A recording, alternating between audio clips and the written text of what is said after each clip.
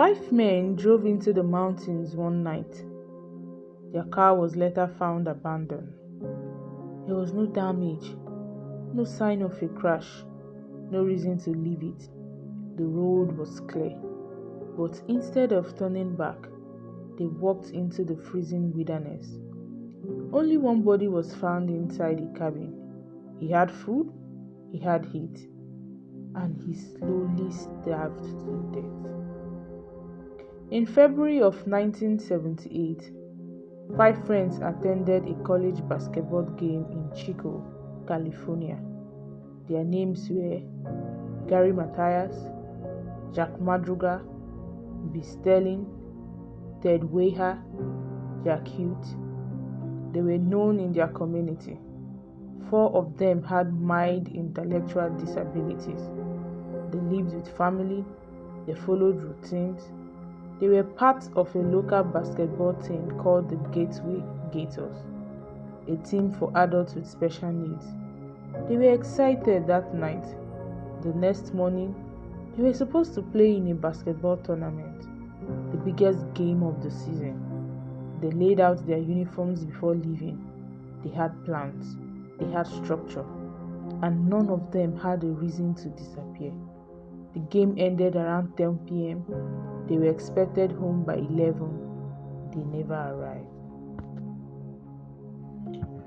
4 days later, their car was discovered, a 1969 Mercury Montego, abandoned on a remote mountain road, 70 miles from home, in the opposite direction.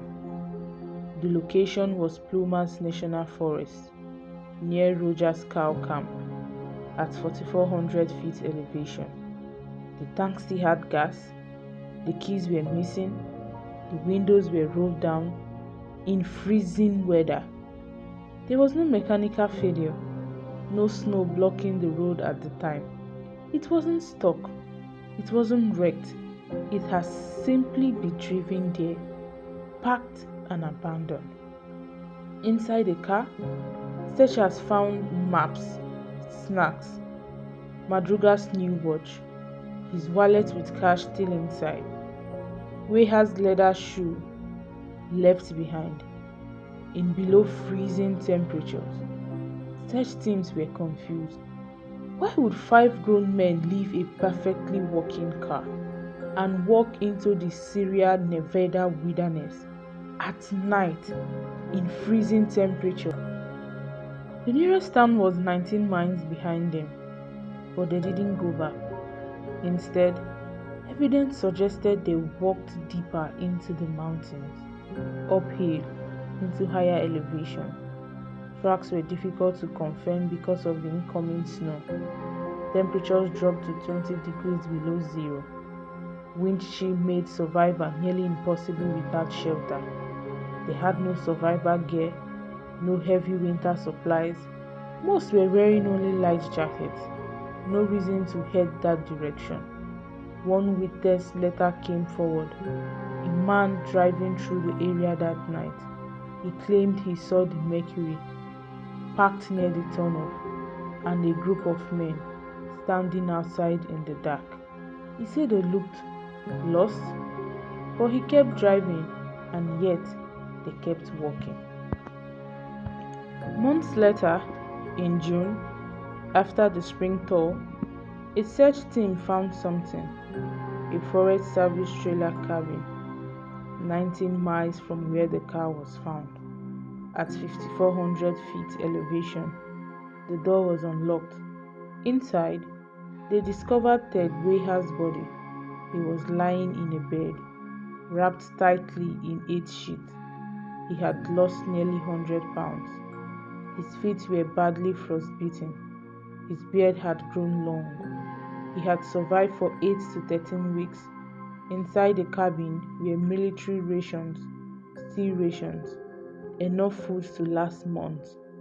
There was a propane heater, 12 full propane tanks, ready to use. There were matches.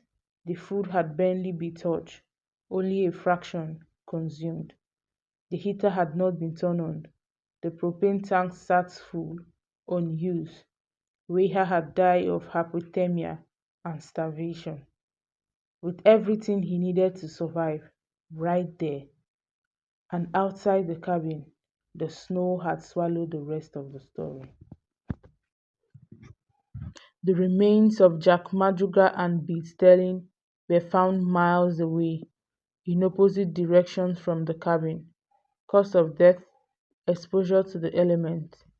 Jack Hugh's skull and scattered remains were discovered later, near the trailer, and Gary Mathias was never found, which made investigators question everything. Because Gary was different. He was an army veteran, he had survived boot camp, he understood basic survival, he knew how heaters work. But Gary also had schizophrenia. He took medication to manage it, medication that was found at his home. He hadn't taken it with him that night. If anyone could have taken control of the situation, it would have been him. But if anyone could have been paranoid, unstable, it would also have been him. Why leave the car? Why walk the wrong direction? Why not turn on the heater? Why not eat the available food? A Forest Service watch cap was found near the cabin. It didn't belong to any of the five men. Was someone else there? Was someone chasing them? Did they become disoriented? Did Gary have a breakdown? Did panic spread through the group? Or did one decision, made in fear, trigger five fatal ones? The families waited for answers. The investigators followed every lead, but nothing fit. No clear motive, no evidence of foul play, no rational explanation for the choices made that night. Nearly 5 decades later, no theory has ever fully satisfied investigators. Five men entered the mountains that night. Only silence came back out. And somewhere in the snow, the reason they kept walking, the reason they didn't turn back, the reason Ted Weir froze to death, surrounded by warmth, was buried with them.